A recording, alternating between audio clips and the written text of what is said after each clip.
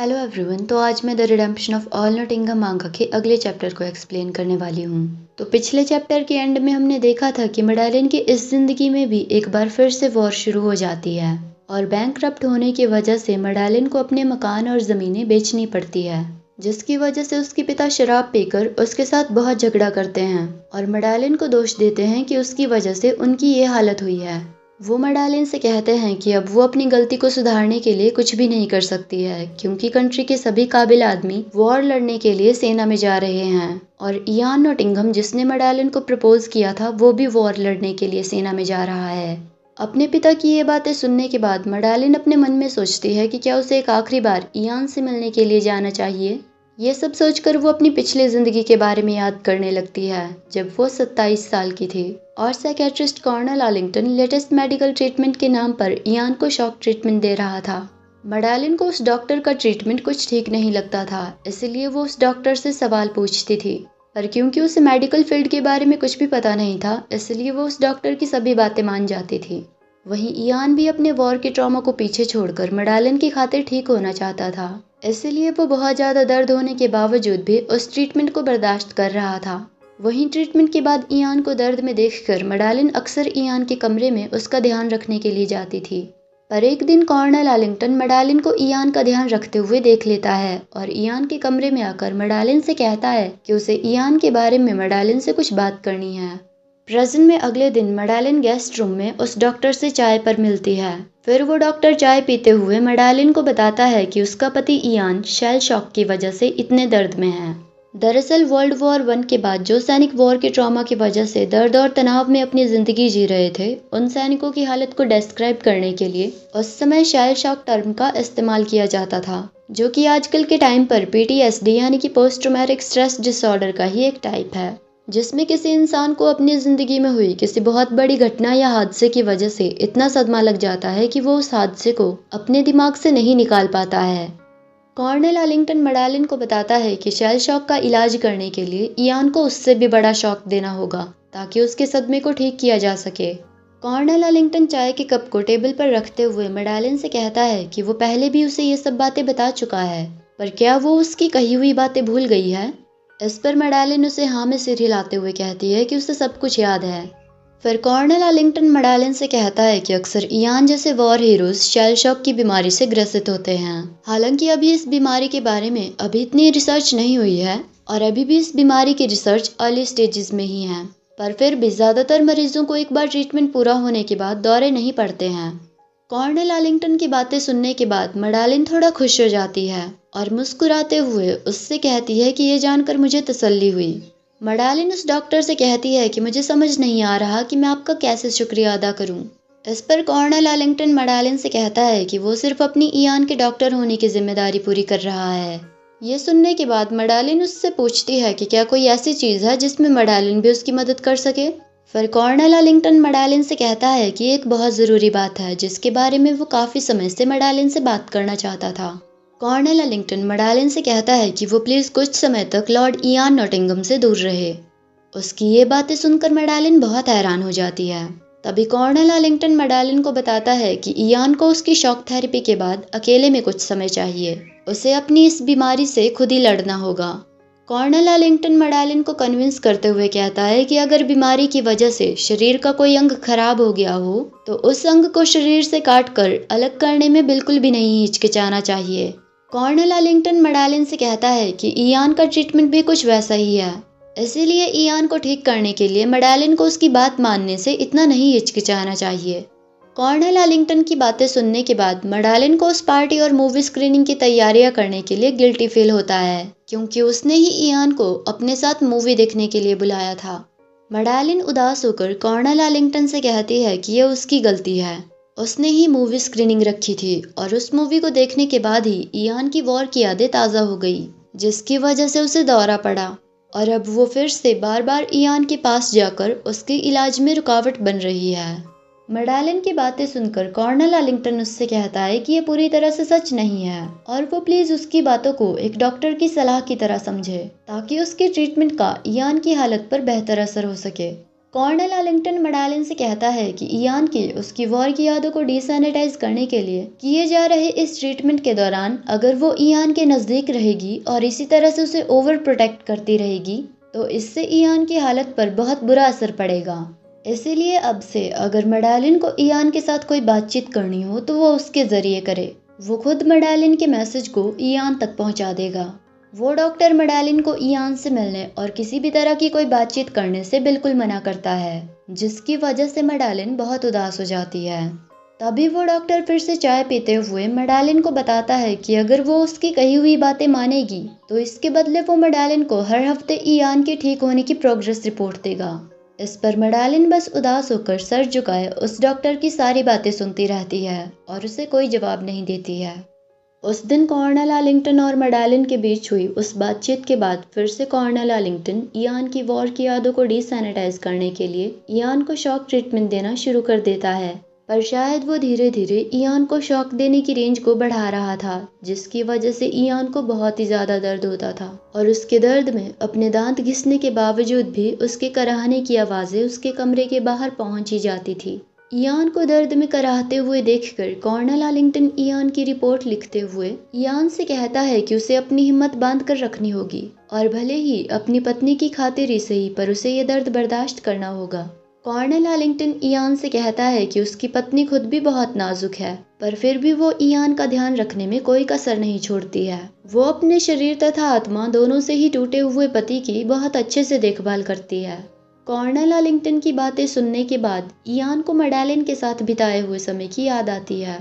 उस दिन जब कोरी को ढूंढ कर लाने के बाद इयान को बारिश में भीगने की वजह से बुखार हुआ था, तो उस दिन मडालिन पूरे समय उसका ध्यान रख रही थी, जिसकी वजह से उसे इयान के बिस्तर के पास बैठे बैठे ही नींद आ गई थी। पर उसने नींद में भी इयान के हाथ को पकड़ा हुआ था और इयान के ट्रीटमेंट के दौरान भी वो इयान के सोने के बाद इयान के कमरे में आकर उसका ध्यान रखती थी। ये सब याद करने के बाद इयान के हाथ जो शॉक ट्रीटमेंट की वजह से बहुत कंपकपा रहे थे, इयान उनकी कंपकपी थोड़ी कम करने की कोशिश करता है और उस दर्द को बर्दाश्त करने की और भी ज़्यादा कोशिश करने लगता है। तभी कॉर्नेल आर्लिंगटन इयान से कहता है कि उसे अपनी पत्नी के लिए उसके काबिल पति बनना होगा। ऐसा कहकर वो अपने हाथ में एक बहुत बड़ा इंजेक्शन लेकर फिर से इयान से कहता है कि एक काबिल पति बनने के लिए उसे बिना किसी की मदद के अपने आप को संभालना आना चाहिए। कॉर्नेल आर्लिंगटन की ये बातें सुनने के बाद इयान उसकी तरफ देखने लगता है। तभी कॉर्नेल आर्लिंगटन निडल में बबल्स को चेक करने के बाद फिर से इयान से कहता है, तो क्या अब हम तुम्हारा असली ट्रीटमेंट शुरू कर सकते हैं?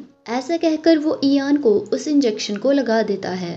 पर अब इयान के कमरे से उसके बहुत जोर जोर से चिल्लाने की आवाजें आ रही थी, जिसकी वजह से मडालिन जो नीचे वाले कमरे में रात को अपने बिस्तर पर अपने डॉग के साथ सोई हुई थी, वो जाग जाती है। मडालिन कहती है कि वॉर के बाद ही वॉर हीरोज में इस शेल शॉक की बीमारी यानी कि ट्रॉमा को पाया गया, इसीलिए इस बीमारी के ऊपर अभी इतनी रिसर्च नहीं हुई है, जिसकी वजह से अभी इयान का इलाज करने के लिए उस पर एक्सपेरिमेंटल साइकेट्रिक ट्रीटमेंट्स किए जा रहे हैं। इयान के दर्द में चिल्लाने की आवाज़ सुनकर मडालिन कहती है कि इस पूरे समय इयान के सभी एक्सपेरिमेंटल साइकेट्रिक ट्रीटमेंट्स ऐसे ही थे। उन सभी ट्रीटमेंट्स की वजह से इयान को बहुत ही ज़्यादा दर्द होता है। इयान के दर्द में होने की आवाज़ें सुनकर मडालिन इयान के लिए बहुत दुखी थी और साथ ही उसे इयान की बहुत फिक्र भी हो रही थी। पर क्योंकि कॉर्नेल आर्लिंगटन ने मडालिन को बताया था कि उसके इयान से मिलने और इयान को ओवर प्रोटेक्ट करने की वजह से इयान की हालत पर बहुत बुरा असर पड़ सकता है, इसलिए उसे ना तो इयान से मिलना चाहिए और ना ही उससे किसी तरह की कोई बातचीत करनी चाहिए। इसीलिए मडालिन इयान की इतनी फिक्र होने के बावजूद भी उससे मिलने नहीं जाती है और बस बेबस होकर अपने कमरे से ही अक्सर इयान के दर्द में कराहने और चिल्लाने की आवाज़ें सुनती रहती है। प्रेजेंट में मडालिन कहती है कि मेरी पिछली ज़िंदगी में मुझे उस डॉक्टर कॉर्नेल आर्लिंगटन पर कुछ ज़्यादा ही भरोसा था, जिसकी वजह से मैंने इयान के दर्द में चिल्लाने की आवाज़ों को उसकी हालत में सुधार होने का साइन समझ लिया था। कुछ समय बाद मडालिन धीरे धीरे फिर से इयान से मिलना शुरू कर देती है। ट्रीटमेंट से पहले इयान बहुत ज़्यादा बात नहीं करता था, पर अब ट्रीटमेंट के बाद वो बिल्कुल ही खामोश हो गया था और बस खामोशी से अपने स्टडी रूम में अपने स्टेट रिलेटेड डॉक्यूमेंट्स पर पूरे दिन काम करता रहता था। एक दिन मडालिन भी स्टडी रूम में जाकर इयान के पास खड़े हुए उसे लगातार उन डॉक्यूमेंट्स पर काम करते हुए देखती रहती है। मडालिन इयान की तरफ देखते हुए अपने मन में कहती है कि हालांकि इयान को अब पहले के मुकाबले दौरे पड़ने कम हो गए हैं, पर अब ट्रीटमेंट के बाद उसे देखकर ऐसा लगता है कि जैसे अब इयान के अंदर कोई भी इमोशंस ही नहीं बचे हैं। इयान सुबह के समय भी स्टडी रूम की सभी खिड़कियां और पर्दे बंद करके अपने डेस्क में बैठे हुए कुछ पेपर्स पर लिखकर अपने स्टेट रिलेटेड काम कर रहा था।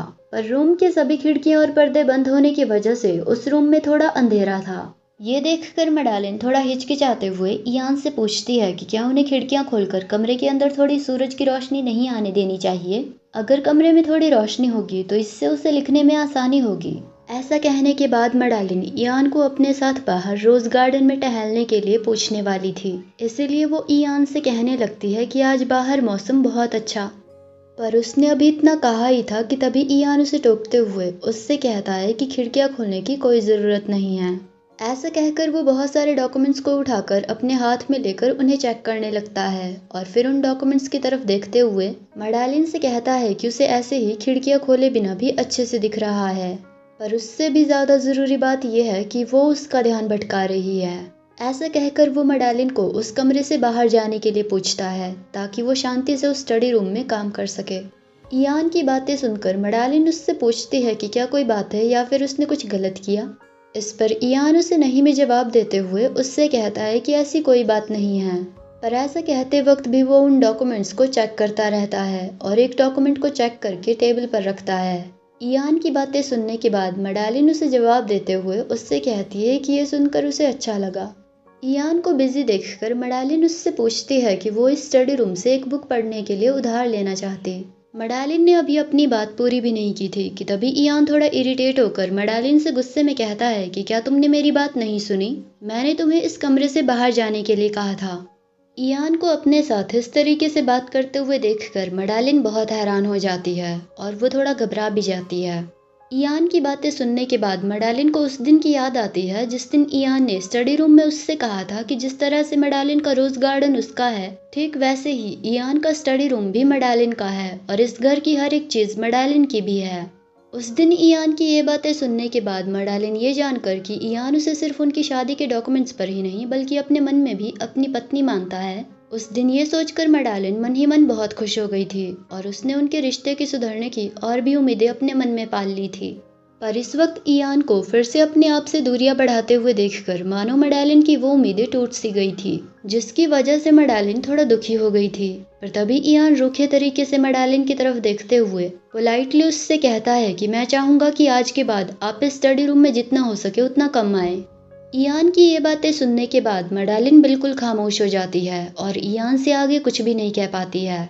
फिर मैडेलिन अपने मन में कहती है कि इयान की बातें सुनने के बाद मुझे ऐसा लगा कि जैसे हमारे बीच एक दूसरे के लिए जो थोड़ा सा भी अपनापन था वो एक सपने के अलावा कुछ भी नहीं था।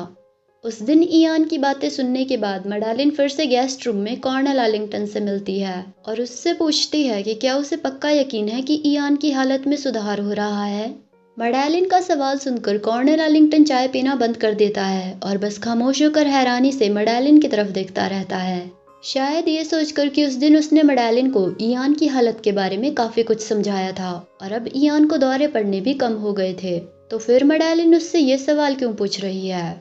कॉर्नेल आर्लिंगटन को हैरानी से उसकी तरफ देखते हुए देखकर मैडेलिन थोड़ा हिचकिचाते हुए उससे कहती है कि उसके कहने का मतलब था कि उसे इयान की हालत देखकर समझ नहीं आ रहा है कि इयान की हालत में सुधार हो रहा है कि नहीं।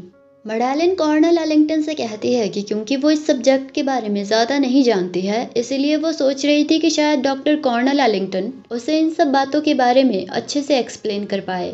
इयान का रूखा व्यवहार देखकर मैडेलिन बहुत परेशान थी और इयान की बातें सुनने के बाद वो बहुत दुखी भी थी, पर उससे भी ज़्यादा उसे इयान की फिक्र थी जिसकी वजह से वो ठीक ढंग से सो भी नहीं पाती थी और इसी कारण उसकी आंखों के नीचे बहुत बड़े बड़े डार्क सर्कल्स पड़ गए थे और वो बहुत थकी हुई भी लग रही थी।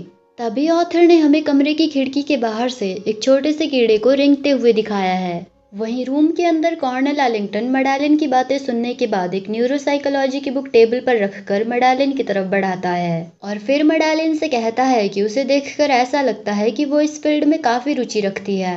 कॉर्नेल आर्लिंगटन फिर से चाय पीते हुए मैडेलिन से कहता है कि अगर वो सच कहे तो उसकी ख्वाहिश है कि मैडेलिन मेडिसिन की स्टडी करने में अपनी गहरी इच्छा दिखाए। कॉर्नेल आर्लिंगटन की ये बातें सुनने के बाद मैडेलिन उससे पूछती है कि उसके कहने का क्या मतलब है। इस पर कॉर्नेला लिंगटन चाय के कप को फिर से टेबल पर रखकर मडालिन की तरफ देखते हुए उससे कहता है कि उसे मडालिन के अंदर एक अच्छी नर्स बनने की बहुत काबिलियत दिखती है। कॉर्नेला लिंगटन मडालिन को बताता है कि उसने मडालिन को इयान का ध्यान रखते हुए देखा है और जिस तरीके से वो इयान का ध्यान रख रही थी तो उसे देखकर साफ पता चल रहा था कि वो कॉर्नेला लिंगटन की दी हुई हर एक सलाह को सावधानी से फॉलो कर रही थी, जो कॉर्नेला लिंगटन ने इयान का डॉक्टर होने के नाते मडालिन को दी थी। कॉर्नेला लिंगटन मुस्कुराते हुए मडालिन से कहता है कि मडालिन एक बहुत ही डेडिकेटेड इंसान है और वो अपने वादे की पक्की भी है और मडालिन की इन्हीं सभी क्वालिटीज की वजह से वो मडालिन को अपनी असिस्टेंट नर्स बनाना चाहता है। कॉर्नेला लिंगटन की ये बातें सुनकर मडालिन उससे पूछती है कि आपकी असिस्टेंट नर्स? इस पर कॉर्नेला लिंगटन मडालिन से कहता है कि अब लॉर्ड इयान के इससे ज़्यादा ठीक होने के चांसेस बहुत कम हैं।